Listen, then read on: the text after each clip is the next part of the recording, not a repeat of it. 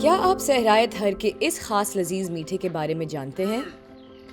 تھر کے باسی اسے ماوا یا کھویا کے نام سے جانتے ہیں، جو صرف کثیر مقدار میں بارش ہونے کے بعد ہی بنایا جاتا ہے۔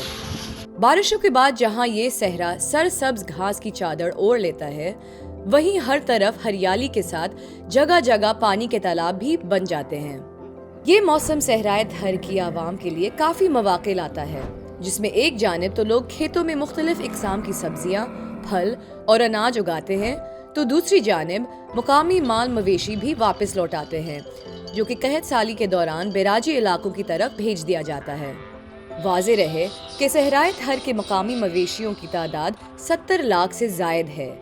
ان کے علاوہ بیراجی علاقوں سے بھی لوگ اپنا مال مویشی یہیں لے آتے ہیں، جس کے بعد علاقے میں دودھ کی پیداوار کافی بڑھ جاتی ہے، لیکن وسائل کی کمی کے باعث یہ دودھ دوسرے علاقوں تک پہنچنا مشکل ہو جاتا ہے۔ یہی وجہ ہے کہ لوگ مختلف مقامات پہ بھٹیاں لگا لیتے ہیں جہاں کھویا تیار کیا جاتا ہے۔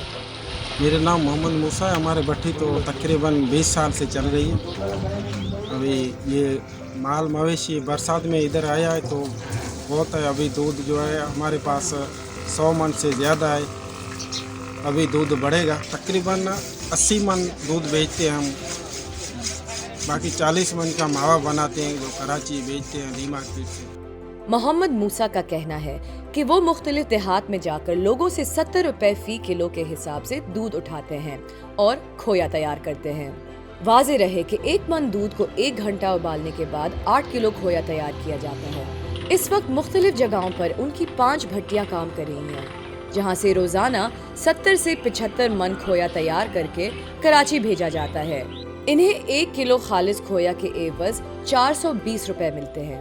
اس کھوئے سے نہ صرف مٹھائی بلکہ کلفی اور دیگر میٹھے پکوان بھی بنائے جاتے ہیں۔